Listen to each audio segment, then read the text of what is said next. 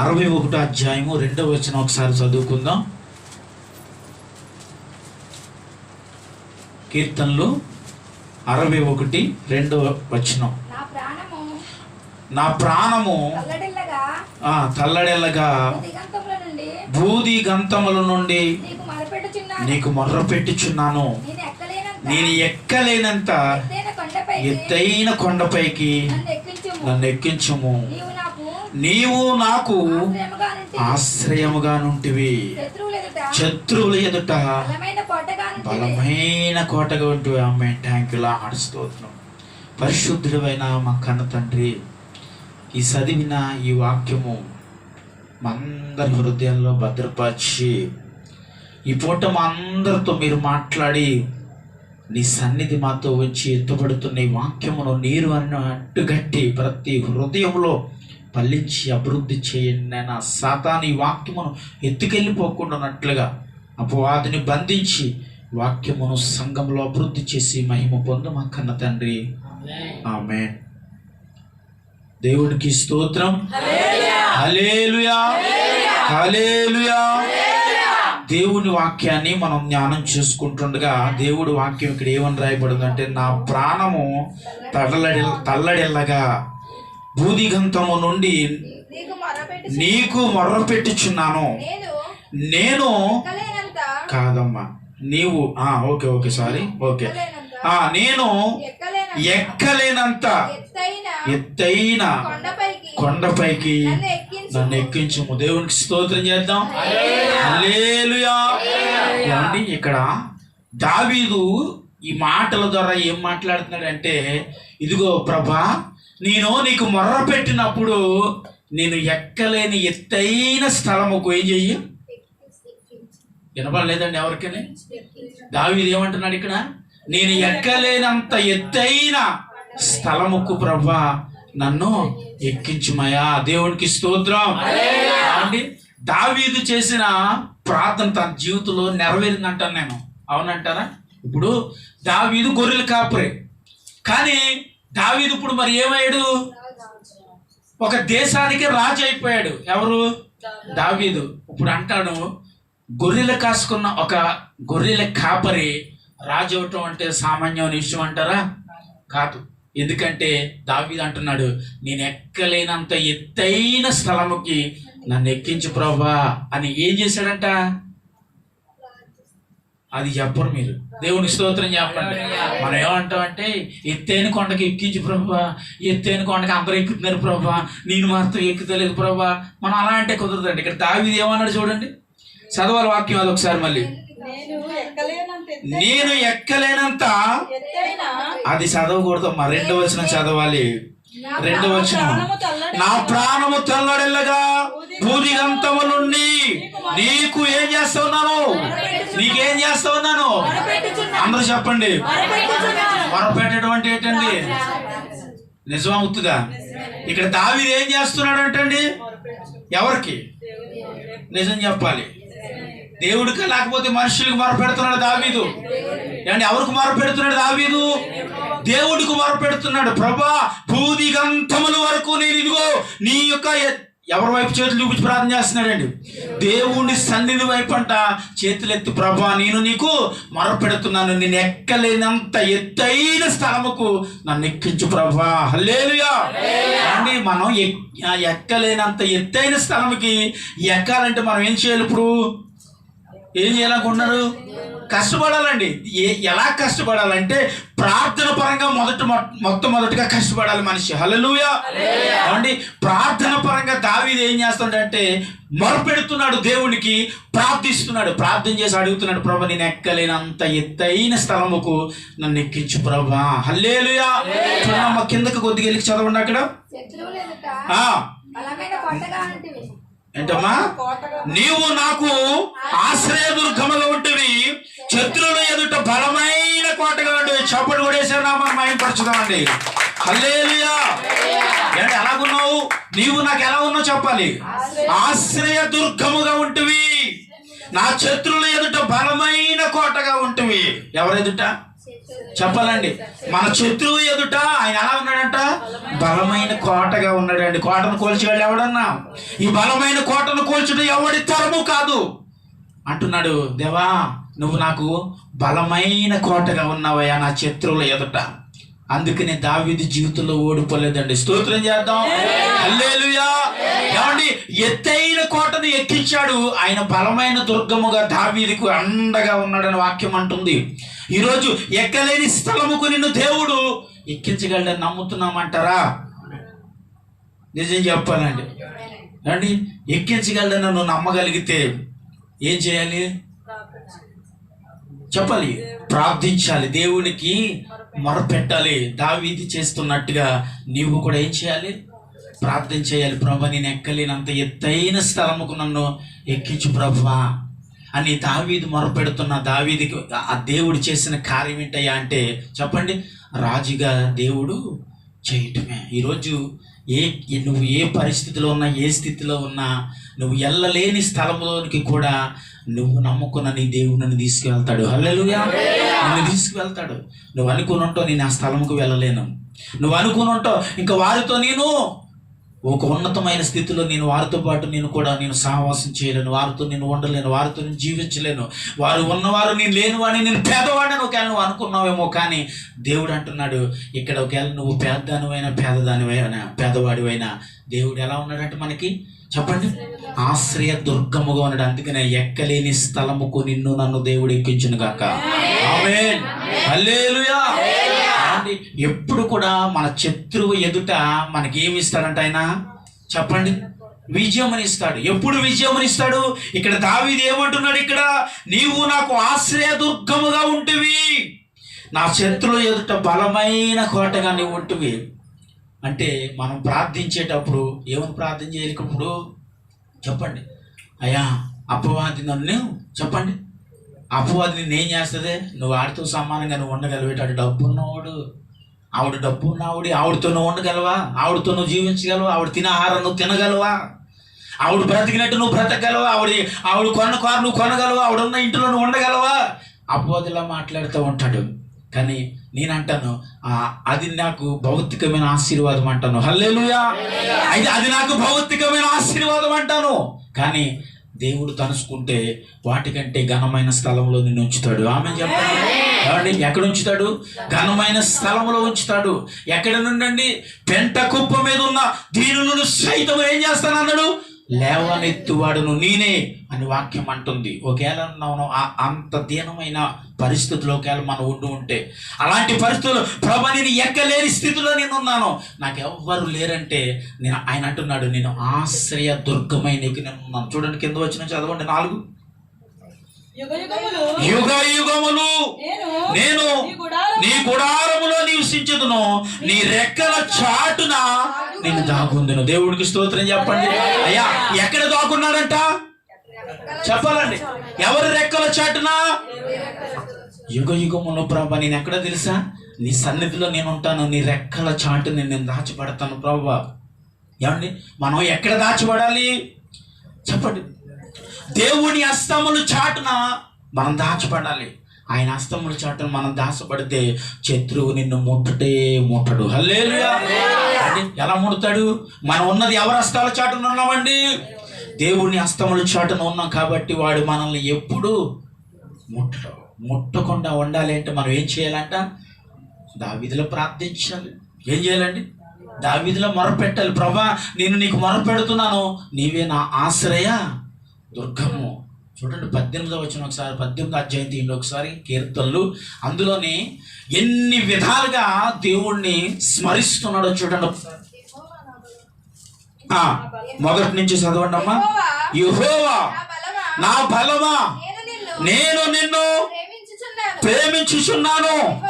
యెహోవా నా శైలమా, నా కోట, నన్ను రక్షించేవాడువు, నా కేడము, నా రక్షణ శృంగము, నా ఉన్నత దుర్గము, నా దేవుడు. హల్లెలూయా.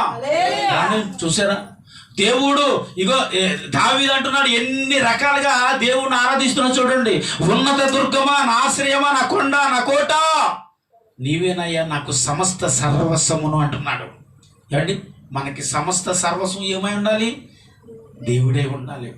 నీ జీవితంలో దానికి తప్ప మరొక దానికి ఎన్నడూ మనం చోటు ఇవ్వకూడదండి. ఎందుకంటే ఇంత భక్తి జీవితాన్ని తను జరిగిస్తున్నప్పుడు దేవుని యొక్క కాపుదల మనకి లేకుండా పోదు. హల్లెలూయా. చెప్పండి, దేవుని కాపుదల ఎప్పుడు నీతో ఉంటుందంటే నువ్వు చేస్తున్న నీ యొక్క భక్తి జీవితాన్ని బట్టి, నువ్వు నడుస్తున్న నీ ప్రవర్తనను బట్టి, నువ్వు మోకరించిన నీ అనుభవాన్ని బట్టి, నువ్వు మొర పెడుతున్న నీ మొరను పెట్టి దేవుడు నీకు ఏమైనాడు? ఆశ్రయ దుర్గమై ఉన్నాడు. హల్లెలూయా. ద్వితీయోపదేశకాండం ఒకసారి తీయండమ్మా. ద్వితీయోపదేశకాండము 32వ అధ్యాయము 4వ వచనం ఒకసారి చదవండి. ద్వితీయోపదేశకాండము 32వ అధ్యాయము 4వ వచనం. ఆయన ఎలా ఉన్నాడు చెప్పండి? ఆశ్రయ దుర్గముగా ఉన్నాడు. ఆయన కార్యములు ఏంటండి? సంపూర్ణము. ఆయన చేయవన్నీ న్యాయములు. ఆయన నిర్దోషి అయి నమ్ముకొనదగిన దేవుడు. హల్లెలూయా. ఆయన ఆశ్రయ దుర్గము, ఆయన నమ్ముకొనదగిన దేవుడు. హల్లెలూయా. ఎవడు నువ్వు అనాలి ఇప్పుడు? నేను నమ్ముకున్న దేవుడు ఎవరు? నమ్మదగిన దేవుడు. నేను నమ్ముకొనదగిన దేవుడు ప్రభు నువ్వు అంటున్నాడు ఇక్కడ. ఎవరండి? నమ్ముకొనదగిన దేవుడవు, నా ఆశ్రయ దుర్గము ప్రభా, నీవే నాకు ఏంటంట ఆశ్రయమే ఉన్నావు అంటాం మనం. అప్పుడప్పుడు మనకి ఏం లేదు, మనకి ఏ ఆశ్రయం లేదండి, మన ఎవరు ఆశ్రయించేవారు లేరండి, మాకెవరు సాయం చేసేవారు లేరండి, మాకెవరు చెప్పండి అప్పులు ఇచ్చేవారు లేరండి, మాకెవరు ఇలా మాట్లాడుతూ ఉంటాం అప్పుడప్పుడు. కానీ దేవుడు అంటున్నాడు, నిన్న అప్పు ఇచ్చేవాడిగా కాదు, క్షమించాలి, అప్పు తీసుకునేవాడు కాదు, దేవుడు ఎలా ఉంచుతానన్నాడు? మిమ్మల్ని అప్పు ఇచ్చేవాడిగా ఉంచుతానని దేవుడి వాక్యం అంటుంది. దేవుడు అప్పిచ్చే స్థితి నీకు రావాలి అంటే ఇదిగో ఇక్కడ ప్రార్థన చేస్తున్నాడయ్యా. ఏమని? నా ఆశ్రయ దుర్గమా, నేను ఎక్కలేనంత ఎత్తైన కొండకు ఏం చేయాలి? కొండ శిఖరముకు అండి సాధ్యమా ఒక మనిషికి? చెప్పాలి, ఒక మానవుడికి అది సాధ్యం అంటే కాదు. కానీ నువ్వు నమ్ముకున్న దేవుడికి సాధ్యం అండి. హల్లెలూయా. నువ్వు నమ్ముకున్న దేవుడికి సాధ్యము కాబట్టి నువ్వు ఎక్కలేని కొండ పైకి ఆయన ఏం చేస్తాడు?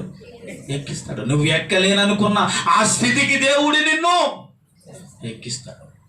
ఒకప్పుడు మనల్ని అన్నారు కదండి, అందరూ చాలామంది అనుంటారు, నువ్వు చెప్పండి ఎందుకు పనికిరావు, నీ జీవితంలో ఏమి సాధించలేవు అని అన్నారా?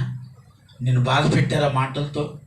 అప్పుడు నీకు అనిపించి ఉంటుంది కదా, ఎందుకు ఈ బ్రతికించావు ప్రభా, ఎందుకు నన్ను ఇలా బ్రతికించావు ప్రభా, ఎందుకు నన్ను ఈ యొక్క వ్యక్తులతో ఈ మాటలు, ఈ అవమానములు, ఈ నిందలలో ఎందుకు నేను బ్రతుకుతున్నాను ప్రభా అని మనకు అనిపించి ఉంటుందండి. కానీ అనిపించినప్పుడు మనం లోకస్తుల్లో మనం ఏం చేయలేదు చెప్పండి? దేవుణ్ణి అయితే విడిచిపెట్టలేదు. హల్లెలూయా. దేవుణ్ణి అయితే విడిచిపెట్టలేదు. ఆయనను మనం పట్టుకుని ఉన్నాం. ఆయన ఏమై ఉన్నాడు? ఆశ్రయ దుర్గమై ఉన్నాడు. ఆ రోజు నువ్వు అనుకున్న వాటన్నిటికీ ఈరోజు దేవుడు నీకు జవాబునిస్తున్నాడు. హల్లెలూయా. ఒక సహోదరు అంటుంది, 40 రోజులు ఉపవాసం ఉండి ప్రార్థన చేసినండి, నా జీవితంలో దేవుడు ఏ కార్యం చేయలేదు. 40 రోజులు నేను చేసిన ప్రార్థనకి ఏ విధమైన ప్రతిఫలం నా జీవితంలో లేదు. ఏమండి, ఇప్పుడు చేసిన ప్రార్థనకి జవాబు వెంటనే రాకపోవచ్చు నీ జీవితంలోనికి, కానీ వెంటనే రావాలనుకోవడం అది నీ స్వార్థం అని నేను అంటాను. చేసిన ప్రార్థనకు ప్రతిఫలం దేవుడు ఆ కాలము, ఆ సమయము నెరవేర్చబడినప్పుడు మన జీవితంలో దాన్ని సంపూర్ణ చేస్తాడు దేవుడు. హల్లెలూయా. ఏమండి, ఆ కాలము నెరవేరబడినప్పుడు ఏం చేస్తాడు దేవుడు? నీవు చేసిన ఈ ప్రార్థనకు ఏమండి, ఇశ్రాయేలు ప్రజలు రప్పించబడటానికి ఏమండి ఎక్కడి నుంచి బబులోను చెరలో ఉన్నప్పుడు వారు విడిపింపబడటానికి ఎన్ని సంవత్సరాలు ప్రార్థన చేశాడు? 70 సంవత్సరాలు ప్రార్థన చేస్తేనే కానీ వారి జీవితంలో వెళ్ళలేదు. మరి ఈరోజు 40 రోజులు నువ్వు ఉపవాసం ప్రార్థన చేస్తే నీ జీవితంలో కార్యపదలేని దేవుడిని నిందిస్తే వారు ఏం చేసి ఉండాలి? ఇశ్రాయేలు కొరకు ప్రార్థన చేసిన దానియేలు ఏం చేసి ఉండాలి? దేవుడు దానియేలు మొరపెట్టాడు దేవుడికి, ప్రభువా ఇదిగో బబులోను చెరలో, ఇదిగో నాన్న అక్కడ మునిగిపోతున్న ప్రజలు, వారి కప్పుపోతున్న ప్రజలు, అక్కడ పాడైపోతున్న ప్రజలను ప్రభువా విడిపించండి. 70 ఏళ్ల పాటు ప్రార్థన చేస్తేనే కానీ వారి జీవితంలో విడుదల లేదండి. ఈరోజు 40 రోజులకి నీకు ఉపవాస ప్రార్థన లేదనో, ఒక 21 రోజు నువ్వు ఉపవాసం ప్రార్థన చేస్తే నీ కార్యాలు లేవనో, లేకపోతే 7 వారాలు 3 వారాలు దేవుడి సన్నిధికి వస్తే నీ జీవితంలో కార్యాలు జరగలేదనో, నువ్వు దేవుడిని విడిచిపెడితే నేను అంటాను నువ్వు మూర్ఖుడు మూర్ఖురాలు అని నేను అంటూ ఉంటాను. హల్లెలూయా. ఏమండి, నిజమండి, మనము మూర్ఖులం అవుతాం ఇప్పుడు. ఎందుకంటే ఇదిగో నేను చేసి నీ ప్రార్థనకు వెంటనే నాకు ప్రతిఫలం కావాలి, నేను చేసి నీ ప్రార్థనకి వెంటనే నాకు విడుదల కావాలి. తప్పు. దేవుడు దానియేలు చేసిన ప్రార్థనకు ప్రతిఫలం 70 సంవత్సరాల తర్వాత ఇశ్రాయేలు ప్రజలు పొందుకున్నారు. ఆమె చెప్పండి. హల్లెలూయా. ఈరోజు నువ్వు చేసిన ఈ ప్రార్థన దాని కాలము సమీపించినప్పుడు తప్పక నీ జీవితంలో నెరవేరుతుంది. ఆమె చెప్పండి. ఏమండి, ఇప్పుడు అబ్రహాము గారు సారమ్మ గారు అన్ని 100 సంవత్సరాలు తన జీవితంలోకి వచ్చే వరకు తనకు బిడ్డలు రాలేదు. దేవుడు వాగ్దానం చేశాడు. మరి ఏం చేశాడు సారా గారు, అబ్రహాము గారు? ఏండి, వారు చేసిన వాగ్దానము నెరవేర్చే వరకు ప్రార్థించారు, నమ్మకస్తులుగా నిలవబడ్డారు, కన్నీరు విడిచారు, మొరపెట్టారు. ఆ బిడ్డకు వచ్చిన నిందలను అవమానములను ఏండి దేవుడు ఒక దినాన్ని తొలగించాడు. ఆమె చెప్తాం. హల్లెలూయా. ఒక దినాన్ని ఏం చేశాడండి? ఆమెపై ఉన్న నిందలన్నింటినీ తొలగించాడు. ఇక నీ జీవితంలో బిడ్డలు పుట్టరన్న వారి జీవితంలో బిడ్డలను కలుగు చేశాడు దేవుడు.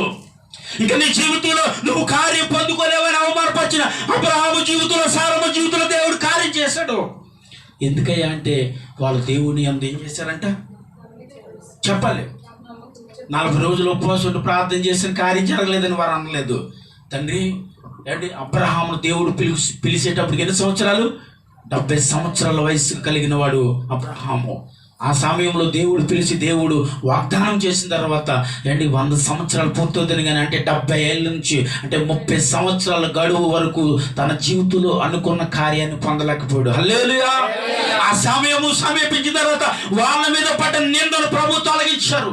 ఎందుకో తెలుసా? ఆ వయసులో కూడా దేవుడు వారికి బిడ్డను కలిగించేసి అంతే ఆయనకున్న ఒక శక్తిని నిరూపించుకున్నాడు. హల్లెలూయా. హల్లెలూయా. నీ జీవితంలో నువ్వు చేసే ప్రార్థనలకు, నువ్వు చేస్తున్న ఉపవాసములకు, నువ్వు విడుచుతున్న కన్నీరుకు తగిన ప్రతిఫలం ఒక రోజు రాబోతోంది. వరలక్ష్మి గారు సూత్రం చెప్తాం ఇప్పుడు గట్టిగా. హల్లెలూయా. హల్లెలూయా. ఎంతమ్మ దేవుడికి స్తోత్రం. ఏమండి, ఏం చేశాడంట చెప్పండి? ప్రతిఫలమును ఇస్తాడండి. ప్రతి ఒక్కరికి దేవుడు ప్రతిఫలమును ఇస్తాడు. హల్లెలూయా. ఎందుకంటే మన దేవుడు ఎవరండి? భూమి ఆకాశములు గతించిన ఆయన మాటలు ఎన్నడూ గతించిపోవని వాక్యం అంటుంది. హల్లెలూయా. ఏమండి, ఆయన మాటలు ఎన్నడూ గతించిపోవంట. ఆయన ఇచ్చిన మాటను నీ జీవితంలో ఏం చేస్తాడు? నెరవేర్చుతాడు. కానీ నువ్వు మాత్రం ఏం చేయాలంటే చెప్పండి, మోకరించి దేవుని వైపు చేతులెత్తి చెప్పండి ప్రార్థించే వ్యక్తులుగా ఉండాలి. హల్లెలూయా. నీ ప్రార్థన నీ బ్రతుకును మార్చుతుంది. నీ ప్రార్థన నీ జీవితాన్ని మార్చుతుంది. నువ్వు చేసిన ఉపవాసములే, నువ్వు విడిచిన కన్నీటి ప్రార్థనే ఒకప్పుడు నీ కుటుంబాన్ని మార్చుతుంది. ఒక విషయం తెలుసా? మనం చనిపోయిన తర్వాత కూడా మన బిడ్డలకు ఈ ప్రార్థన ఉంటుందండి. ఆమె చెప్తాం. హల్లెలూయా. అండి, మనం చనిపోయిన తర్వాత కూడా మన బిడ్డలు, మన తరం వారిని మార్చుతుంది ఆ ప్రార్థన. ఒకవేళ నువ్వు అనుకుంటావు నేను ప్రార్థన చేసి నేను చచ్చిపోతున్నాను, నా జీవితంలో మార్పు లేదు, నా కుటుంబంలో మార్పు లేదు, ఒకవేళ నువ్వు అనుకుని ఒకవేళ నువ్వు అలా చచ్చిపోయి ఉంటే, ఒకవేళ ఎవరైనా కానీ అలా చచ్చిపోయారు అనుకోండి, ఆ ప్రార్థన వారి కుటుంబంలో వారి బిడ్డలకు ఫలింపజేస్తాడు నా యేసయ్య. హల్లెలూయా. హల్లెలూయా. కానీ ఈ రోజుల్లో నీ దేవుడు ఏదైతే అంటున్నావు, నువ్వు ఏదైతే నువ్వు అడుగుతున్నావో అది తప్పక త్వరగా నెరవేర్చే దేవుడు నీ ముందుకు వచ్చేసాడు. హల్లెలూయా. ఆలస్యం లేదు. కార్యములను పొందుకోవటమే, ప్రార్థించటమే, మోకరించటమే, ప్రభువును నువ్వు అడుగుతమే, అడుగున ప్రతి వాటిని నువ్వేం చేస్తావంట పొందుకుంటావని నిశ్చయముగా నీతో నేను చెప్పుచున్నాను అంటున్నాడు. హల్లెలూయా. ఏమండి, ఎత్తైన కోటకు నిన్ను నన్ను ఎక్కించాలంటే నువ్వేం చేయాలంట చెప్పండి? ఆయన ఎందు చెప్పండి విశ్వాసం ఉంచాలి. దావీదు చేస్తున్నట్టుగా నీవు ప్రార్థన చేయగలగాలి. చూడండి, ఇంకొక మాట చూపిస్తున్న కీర్తన 40 అధ్యాయం తీయండి ఒకసారి. 40 అధ్యాయము 2వ వచనం ఒకసారి చదువు తల్లి. ఆయన నాకు చెవియొగ్గి ఏం ఆలకించాడండి? నా మొర ఆలకించును, నాశనకరమైన గుంటలో నుండి, చీకటి గల దొంగ ఊపిలో నుండి ఆయన నన్ను పైకెత్తును. ఇప్పుడు చప్పట్లు కొడతాడు అందరూ కూడా. హల్లెలూయా. ఏండి, ఎక్కడి నుంచి విడిపించాడంట చెప్పండి? నాశనకరమైన గుంటలో నుండి, అంటే నిన్ను పాడు చేసి దాని నుండి, అయ్యా ఈ నాశనకరమైన గుంటలో నుంచి నన్ను ఏం చేయి? పైకెత్తువాడవు నీవే ప్రభా. హల్లెలూయా, హల్లెలూయా. చూడండి, అంటే ఈ నాశనకరమైన ఆ భయంకరమైన సమస్య నుంచి ఎవరు రక్షించారండి? ఇప్పుడు ఎవరు రక్షించమని అడుగుతున్నాడు? ప్రార్థన చేస్తున్నాడు ఆయన దేవుడికి. అయ్యా, ఇదిగో నేను నాశనకరమైన గుంటలో ఉన్నాను. అయ్యా, ఇది ఎక్కడున్నా? నేను దొంగ ఊపిలో పడి ఉన్నాను ప్రభా, నన్ను పైకి ఎత్తువాడవు నీవే ప్రభా. హల్లెలూయా. ఎక్కడికి ఎత్తేవాడండి? పైకి ఎత్తడం అంటే ఏంటి? ఊపిలో ఉన్న పైకి లాంటాం. దేవుడికి స్తోత్రం. హల్లెలూయా. అండ్ ఊపి ఏంటంటే మనకి అండి, ఈ ఊపి అంటే ఏంటంటే, ఇగో నిన్ను సృష్టికున్న నీ సమస్యలు, నిన్ను చుట్టుకుని ఉన్న శోధిస్తున్న వ్యాధో, బాధో, కష్టమో, నష్టమో, ఇరుకులో, ఇబ్బందులు ఎందులోనూ ఉన్నావో అందులో నుంచి పైకెత్తే యేసుక్రీస్తు ప్రభు నీకు తోడుగా ఉన్నాడు. ఆమేన్ చెప్పండి. ఆమేన్. హల్లెలూయా, హల్లెలూయా. అందులో నుంచి నిన్ను పైకెత్తువాడు అంటావు, అందులో నుంచి నిన్ను లేవనెత్తువాడు, నన్ను నడిపించేవాడు నీవే ప్రభా అని అంటున్నాడు. ప్రార్థించేప్పుడు మనం అడిగేవాడిని, దేవుడిని అడిగేవాడిని, నీకు ప్రభా ఈ భయంకరమైన నాశనమైన గుంటల్లో నేనున్నాను, సమస్యలో నేనున్నాను, కష్టాలలో నేనున్నాను, కన్నీళ్ళతో నేను మునిగిపోతున్నాను ప్రభా. అందరి కోసం ప్రార్థన చేస్తానండి, నా కోసం నేను ప్రార్థన చేసుకోనండి. నిజమా? ఒకవేళ నువ్వు అలాగైనా పర్వాలేదు, నువ్వు ధన్యుడాలు అని నేను అంటాను. ఒకవేళ నువ్వు అలా ప్రార్థన చేసే వ్యక్తి అయితే నీ ప్రార్థన విని దేవుడు ఏం చేస్తాడు? మొట్టమొదటిగా నీ కోసం, నీ కుటుంబం కోసం ఆయన ప్రతిఫలం ఇస్తాడు. హల్లెలూయా. యోబు తన కుటుంబం కోసం ప్రార్థన చేయలేదు, యోబు తన బిడ్డల కోసం ప్రార్థన చేయలేదు, యోబు తన భార్య కొరకు ప్రార్థన చేయలేదు, యోబు తనకున్న గొర్రెల మంద కొరకు ప్రార్థన చేయలేదు, యోబు తనకున్న ఎడ్ల మంద కోసం ప్రార్థన చేయలేదు, యోబు తనకున్న గాడిదల కొరకు ప్రార్థన చేయలేదు, యోబు తనకున్న సమస్త ఆస్తిని కొరకు ప్రార్థన చేయలేదు. దేనికోసం ప్రార్థన చేశాడండి? చెప్పండి. తన చేత శోధింపబడుతున్న తన స్నేహితుని కొరకు ప్రార్థన చేశాడు. హల్లెలూయా. మొట్టమొదటిగా నువ్వు చేయవలసిన పని అదే. ఎవరి చేత నువ్వు శోధింపబడుతున్నావు ఆ వ్యక్తి కొరకు నువ్వు ప్రార్థన చేయాలి. ఆమేన్, ఆమేన్. హల్లెలూయా. యోబు ప్రార్థన చేశాడు. ఆ ప్రార్థన చేసిన తర్వాత యోబు జీవితంలో చెప్పండి, ఎక్కలేనంత మళ్ళీ కొండ శిఖరంకు యోబు ఎత్తబడ్డాడు లేదా? ఎత్తబడ్డాడండి. ఇప్పుడు రెండింతల ఆశీర్వాదం పొందుకున్నాడు. ఎవరు? నీకు ఒక డైరీ ఉందనుకో, ఇప్పుడు 2 డైరీలు వస్తాయి. నీకు ఒక బైబిల్ ఉందనుకోండి, ఇప్పుడు మనకి ఎన్ని వస్తాయి? అంటే మనకి ఆశీర్వాదం అంటే ఏంటిది? బైబిల్ కాదండి. దేవుడికి స్తోత్రం. ఏమండి, మనకి ఆశీర్వాదం అంటే 2 ఇంతల ఆశీర్వాదమును నువ్వు చూస్తావని వాక్యం అంటుంది. ఎప్పుడో తెలుసా? ఎప్పుడండి?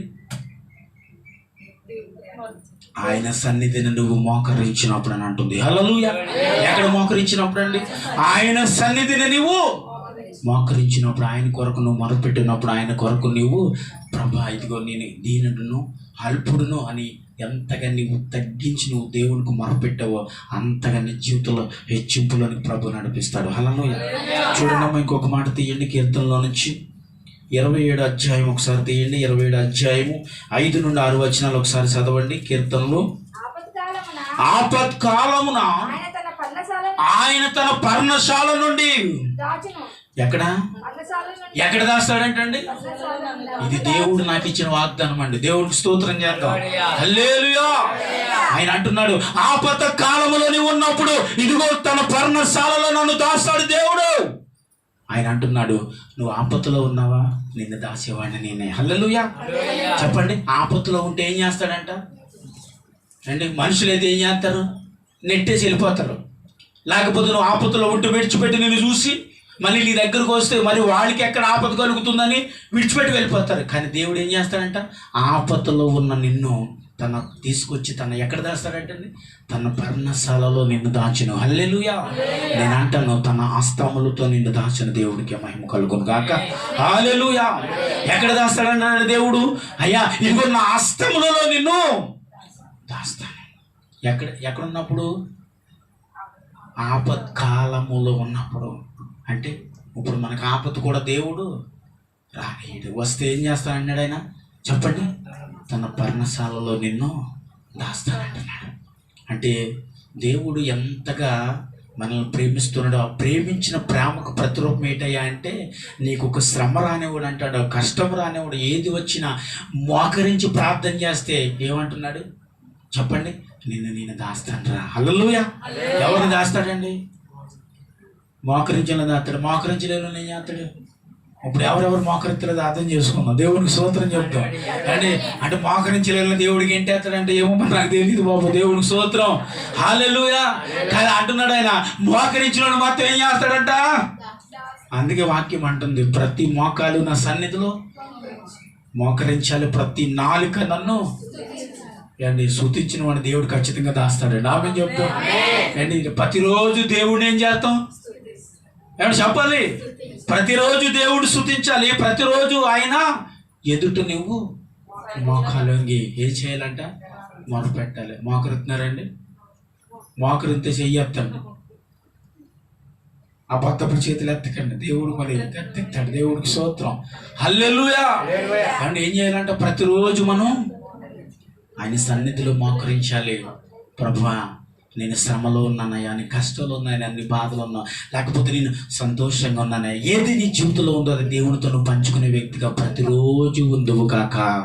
ఆమె చూడండి, ఇంకొక మాటను చూపిస్తూ ఉంటాను. కీర్తన చేయండి ఒకసారి, 28:1 తీయండి. 28వ అధ్యాయము. యెహోవా, నేను నీకు ఏం చేస్తున్నాను? మొరపెట్టుచున్నాను. నా ఆశ్రయదుర్గమా, మౌనముగా నుండక. ఏం ఆలకించాలి? నా మనవి ఆలకించుము. నీవు మౌనముగా ఉండిన ఎడల నేను దిగిపోదును. దేవుడికి స్తోత్రం. ఏమండి, దేవుడు మన పక్షమున మౌనంగా ఉంటే ఏమవుతావు అంటున్నాడు దావీదు ఇక్కడ. ప్రభా, నువ్వు నా పక్షమున నువ్వు మౌనంగా ఉంటే నేను సమాధిలోనికి పోతాను. ప్రభా, నువ్వు మౌనముగా ఉండక ఏం చేయాలి చెప్పండి? నాకు ఆశ్రయ దుర్గముగా ఉండు నాయన. హల్లెలూయా. అండి, దేవుడు మౌనం అవుతే మన పక్షమున ఏమవుతామంట? సమాధిలోనికి వెళ్ళిపోవాల్సిందే, అంతే కదా. దేవుడు మనకు ఆయన ఆదరణ లేకపోతే, ఆయన హస్తము కాపుదల లేకపోతే, ఆయన ఆశ్రయ దుర్గముగా మనకు నిలవబడకపోతే మనం ఎక్కడుంటామంటే సమాధిలోనికి వెళ్ళిపోతాను ప్రభా అన్నాడు దావీదు. అంటే ఆయనే దేవుడు దావీదు ఏమని తెలుసా? నువ్వు మౌనముగా ఉండక. మరొకసారి చదవమ్మా. నువ్వు మౌనముగా ఉండక నా మనవి ఆలకింపుము. నీవు మౌనముగా ఉండిన ఎడల నేను సమాధిలోనికి దిగువారి వలె అగుదును. హల్లెలూయా. అందుకని దేవుడు మన పక్షమున మౌనంగా ఉండకూడదు అంటే మొట్టమొదటిగా నువ్వు మౌనంగా ఉండకూడదు. ఎవరండి చెప్పాలి? మనము మౌనంగా ఉండకూడదు. అయ్యా, ఎప్పుడు ఇదేంటి మరి పాస్టర్ గారు, మరి క్రైస్తవులు ఎంత మౌనంగా ఉంటే అంత మాట్లాడుకుంటుంటే అంత మంచిదని కిందటి వారంలో వాక్యం చెప్పారు. దేవుడికి స్తోత్రం, హల్లెలూయా. ఎక్కడ మౌనంగా ఉండాలి? లోకంలో తిరిగే ప్రజల దగ్గర మౌనంగా ఉండాలి. నువ్వు నమ్మిన దేవుడి దగ్గర స్వరం ఎత్తి ప్రార్థన చేయాలి. హల్లెలూయా. ఏమండి, నువ్వు లోకంలో తిరిగినంత వరకు నువ్వు నిన్ను తగ్గించుకో. నీ మాటలు ఎంత తగ్గించుకుని నువ్వు ముందుకు వెళ్తావు అంతగా దేవుని దృష్టిలో వెచ్చించబడతావు. ఆమె చెప్పు, హల్లెలూయా. అని దేవుని ఎదుట మాత్రం మౌనంగా ఉండకూడదండి. దేవుని ఎదుట మౌనంగా ఉన్నాం అనుకో, కొంతమంది అసలు నోరెత్తరండి, ఏంటో తెలియదు ఇది. అండి, దేవుడు వాక్యం ఏమని రాయబడి తెలుసా? నీ నోరు తెరువు, దాన్ని నిన్ను బాగా నింపుతాను. స్తోత్రం చేద్దాం, హల్లెలూయా. ఏమండి, ఏంటంటే ఏం తెరవాలి? నోరు అంటే ఏంటి? బా బా ఇదే అండి. బా అని ఎప్పుడంటే తెలిసి నా లోపల నాలుగు లేనప్పుడు ఏమంటాం మనం? అంటే ఇప్పుడు దేవుడి దగ్గర మనం అలాగే ఉన్నాం అనుకోండి, బా బా ప్రయత్నం చేస్తాం. కాదు, మనకి నాలుగు ఇచ్చాడు దేవుడు. దాన్ని అయ్యోనంటే నీ నోరును తెరువు, దాన్ని నిన్ను బావుగా నేను ఆశీర్వాదములతో నింపుతాను. హల్లెలూయా. దేవుడిచ్చి నీ స్వరమును దేవుని కొరకు ఎత్తి ప్రార్థించే వ్యక్తిగా ఉండాలి మనం. ఏమండి, ఆ దేవుడిచ్చిన స్వరమును ఎత్తి ఎప్పుడైతే నువ్వు మోకాళ్ళొంగి దేవుడి వైపు చేతులెత్తి, ప్రభా నేను ఎక్కలేనంత ఎత్తైన స్థలముకు నన్ను ఎక్కించిన దావీదు ప్రార్థన వింటున్నావా? ఆ దావీదు చేసిన ప్రార్థన విని నీ బ్రతుకు మార్చుకుంటావా? ఈరోజు నీ ఆలోచన మార్చుకుంటావా? మీ తలాంతులు మార్చుకుంటారా? మార్చుకుని ప్రభు సన్నిధిలో మోకరించి నువ్వు తెరవగలంత మట్టుకు నీ స్వరమును తెరిచి మౌనంగా ఉండక ఏం చేయాలి? స్వరం ఎత్తి దేవునితో మాట్లాడే వ్యక్తిగా ఉందువుగాక. హల్లెలూయా. చూడండి, ఇంకొక మాటను చూపిస్తున్నాను. ఒకసారి కీర్తనలు 31:3 చదవమ్మా. 31 అధ్యాయము. నా కొండ, నా కోట నీవే, నా నామమును బట్టి ఆ ఏంటంట త్రోవ చూపి ఏం చేయాలి చెప్పండి. ఏమండి, నా కొండ నా కోట నీవే, నా ఆశ్రయ దుర్గమా నువ్వు. ఏం చేయాలంట? నీ త్రోవను నాకు ఎవరి నామాన్ని బట్టి అండి? అయ్యా, నీ నామమును బట్టి నీ త్రోవ చూపువాడు నీవే. ఎవరు త్రోవ చూపాలండి? దేవుని త్రోవ చూపితే ఏమండి అంటున్నాడు, ప్రభా నీ త్రోవ చూపు. మనకు అది తెలియదండి.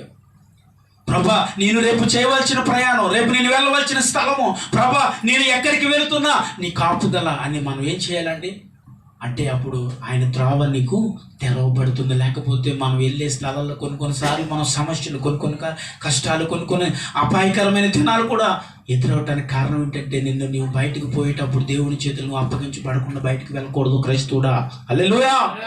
ఓ క్రైస్తవురాలా, నువ్వు బయటికి పోయేటప్పుడు నీవు నీ దేవుని చేతులకు అప్పగింపబడాలి. అప్పగింపబడకుండా నువ్వు ఏ స్థలంలోనికి వెళ్ళిపోకూడదు.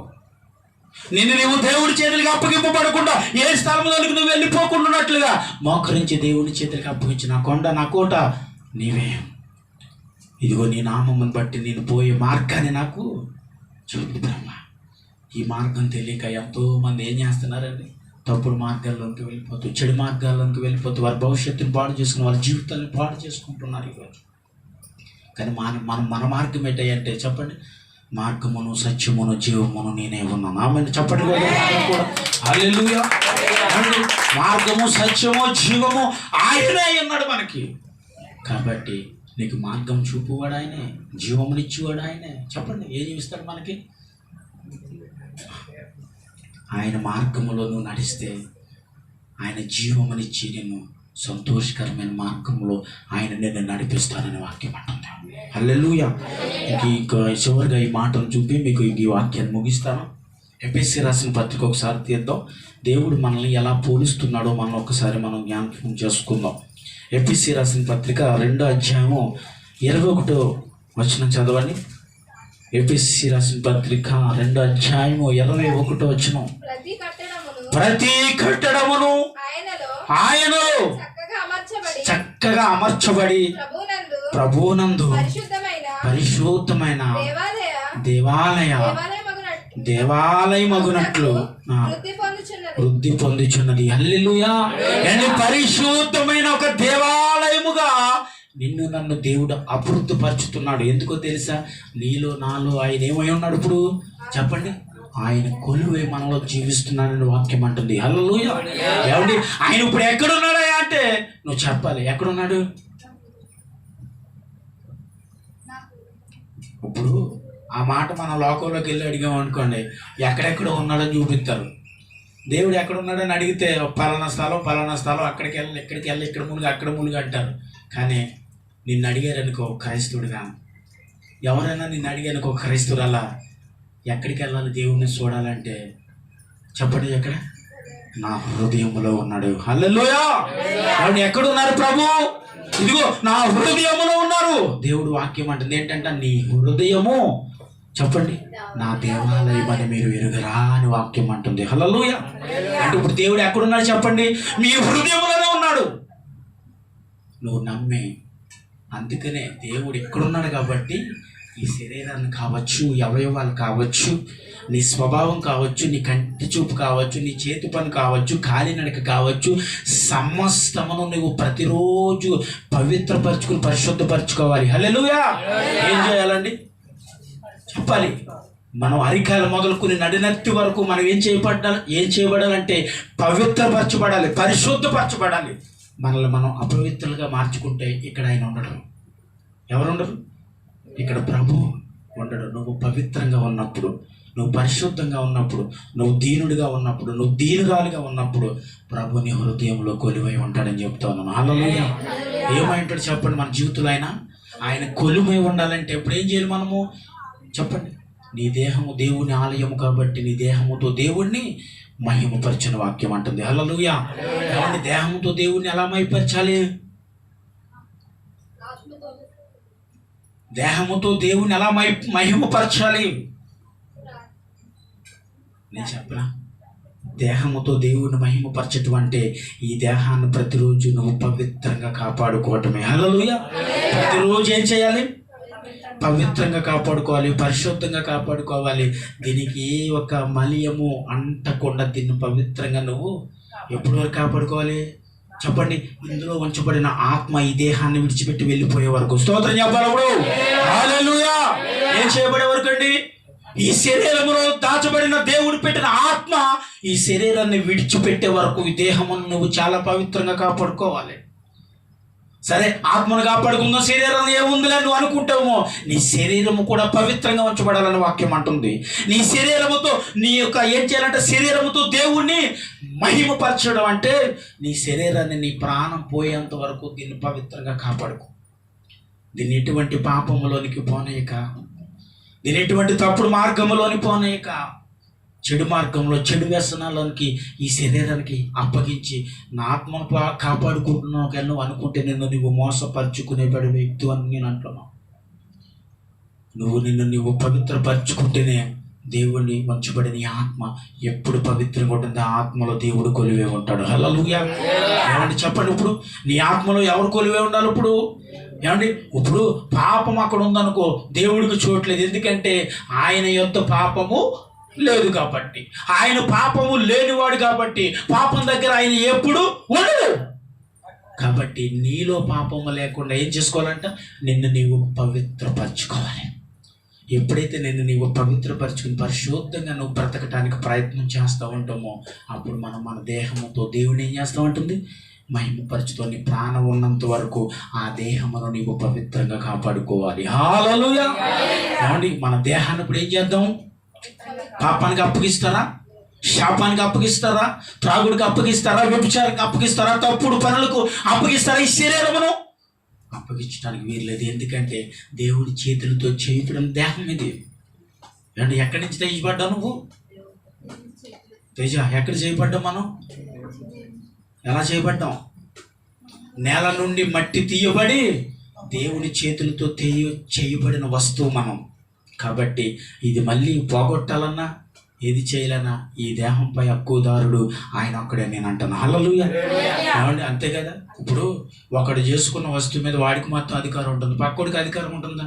ఈరోజు సాతానికి అధికారం ఇచ్చే అర్హత నువ్వు ఇచ్చేవాడికి. ఇప్పుడు ఇది దేవుని చేత చేయబడిన వస్తువు, ఈ దీని మీద అధికారము నువ్వు నమ్ముకున్న యేసయ్యకు మాత్రమే ఉండాలి. కాదని నువ్వేం చేస్తున్నావు తెలుసా? నీలో ఉంచబడిన పాపాన్ని బట్టి అపవాదికి అప్పగిస్తున్నావు. ఆయన చూస్తున్నప్పుడు అంటాడు, ఇది నేను చేయబడిన ఏంటిది? నేను చేయబడిన వస్తువు, దీనిపైన అధికారం నాకు లేదు. ఎవరికి ఉంది? ఇప్పుడు సాతానుకు ఉంది. ఆయన అనుకుంటున్నాడు నాకు అధికారం లేదు నేను చేయబడినప్పటికీ. కానీ ఎవరికి ఇచ్చావు నువ్వు అధికారం అంటే చెప్పండి? సాతానికి అధికారం ఇచ్చావు. అది నేను ఏం చేస్తా ఉందంటే దేవుడికి పనికిరాని పాత్రగా నిన్ను ముక్కలు చెక్కలుగా చేస్తూ ఉన్నది. ఈరోజు ఒక్కసారి నువ్వు గ్రహించగలిగితే ఈరోజు ప్రభా నీవు చేయబడిన ఈ దేహము ఎవరిది? అమ్మా చెప్పండి, ఎవరిది? ఇది నీదే. కాబట్టి నువ్వు దీన్ని ఏం చేసుకున్నా నీ చిత్తమని నువ్వు మోకరించి నువ్వు అడగగలిగితే ఈ దేహముతో నువ్వు దేవుడిని మహిమపరిచే వ్యక్తివి. హల్లెలూయా. హల్లెలూయా. అందుని బట్టి దేవుడు చెప్పినట్లుగా ఏం చేయాలి ఇప్పుడు మనం? చెప్పండి. ఇక్కడ దావీదు ప్రార్థన చేస్తున్నట్లుగా నీవు నాయన నా కొండ నీవేనయ్యా, నా కోట నీవే. ఇగో నైనా ప్రభు అగాధమైన జలంలోనికి వెళ్ళిపోకుండా, లోతైన కొండలోని పడిపోకుండానట్లుగా, ఇగో నేను దొంగ ఊపిలోనికి నేను దిగిపోకుండానట్లుగా నా ప్రాణమును కాపాడు, నా శరీరాన్ని కాపాడు, నా కుటుంబాన్ని కాపాడు అని మోకరించి ప్రార్థన చేసే వ్యక్తిగా ప్రతిరోజు ఉండాలి. నువ్వు నీ జీవితంలో నువ్వు ఎంత అలసట కలిగినా, నీ జీవితంలో ఎంత నీవు క్షీణించిపోయినా, ఎంత నీవు నలిగిపోయినా నువ్వు అనుకున్నా కానీ ఆ దేవుని సమయాన్ని మాత్రం దొంగలించొద్దు. ఏం చేయొద్దు? చెప్పండి, దొంగలించొద్దు. దేవుడు అంటాడు ఇప్పుడు దశంభాగం యెహోవా సొమ్ము, దశంభాగాన్ని మీరు దొంగలించొద్దు అని అన్నదని ఏంటి? మీరేం చేస్తారు తెలుసా? సమయాన్ని దొంగలిస్తున్నారు, దశంభాగాన్ని ఇస్తున్నారు. మీకు విషయం తెలుసా? సమయాన్ని దొంగలించొద్దు. ఏంటో తెలుసా? నీ సమయమును నువ్వేం చేయకూడదు? చెప్పాలి, దొంగలించకూడదు. ఏంటయ్యా ఈ సమయం అంటే నువ్వు కష్టపడిన సమయం అంతా నువ్వు ఏ రీతిగా నువ్వు బాధ్యత కలిగి చేస్తున్నావో అలాగే దేవునికి ప్రార్థించుట కూడా ఒక బాధ్యత కలిగిన వ్యక్తిగా ఉండాలి. ఆమె చెప్పాలి. ఒక్కరోజు నేను ప్రార్థించకపోయినా నాయన నేను పాపంలో పడిపోయిన వాడిని అంటున్నాడు. ఒక్కరోజు నేను మోకరించకపోయినా ప్రభా నేను అంటే ప్రార్థించకపోవటమే పాపం. ఇంక నువ్వు ఏ అతిక్రమమును చేయనవసరం లేదు. నువ్వు వ్యభిచారం చేయక్కర్లేదు, నువ్వు తాగక్కర్లేదు, నువ్వు తిరగక్కర్లేదు. అన్ని విషయాలు వెరీ గుడ్ అంటే నేను పర్ఫెక్ట్. కానీ ప్రార్థనలో పర్ఫెక్ట్గా ఉన్నావా? ఎన్ని విషయాలు నువ్వు పర్ఫెక్ట్ అయినా కానీ దేవునికి ప్రార్థించే విషయంలో పర్ఫెక్ట్గా నువ్వు బ్రతకకపోతే నేను అంటాను, లోకస్తుడివే, నువ్వు లోకస్తురాలివే. హల్లెలూయా చెప్పండి. లోకస్తురాలుగానే వారు బ్రతుకుతారు. కానీ లోకస్తురాలుగా నువ్వు బ్రతకకుండా ఉండాలంటే ఆ దేవుని సమయాన్ని నువ్వు దొంగలించుకున్న ప్రతి దినము దేవునికి ఏం చేయాలి? నువ్వు ఎవరు చెప్పాలి? దావీదు ప్రార్థన చేస్తున్నట్లుగా, ఒక దానియేలు ప్రార్థన చేస్తున్నట్టుగా నీవు ప్రతి దినము ఏం చేయాలండి? ప్రార్థన చేయాలి. నీ జీవితంలో ప్రార్థనని ఎప్పుడు కోల్పోకు. ప్రార్థన కోల్పోయేవా నీ జీవితంలో చాలా కోల్పోతావు. నీ జీవితంలో ఎన్నో కోల్పోతాం. ప్రార్థన కోల్పోతే మన దేవుడి దగ్గర సంపాదించవలసినవన్నిటిని మనం ఏం చేస్తాం? కోల్పోతాం. ఎప్పుడైతే నీ జీవితంలో ఆ ప్రార్థన అనేది ఉందో కోల్పోయినవన్నీ తిరిగి పొందుకుంటాం. ఆమె చెప్పాలి. హల్లెలూయా. కోల్పోయినవన్నీ కూడా తిరిగి పొందుకుంటాం. ఎప్పుడో తెలుసా? ఆయన సన్నిధిలో మోకరించి దీన మనసుని శిరస్సు వంచి చేతులు పైకెత్తి ప్రార్థిస్తున్నప్పుడు, ఆయనని పిలిచి ప్రార్థన చేసేవాడు ఆయన నెట్టేవేడు, ఆయన తోసివేడు. కానీ ఎవరైతే ప్రార్థన చేసి మొరపెట్టారో వారికి వెంటనే ప్రతిఫలం ఇచ్చేవాడు నా యేసయ్య. హల్లెలూయా. మరి మోకరించండి. కొద్ది మాటలు నా ప్రభు దీవించి ఆశీర్వదించును గాక.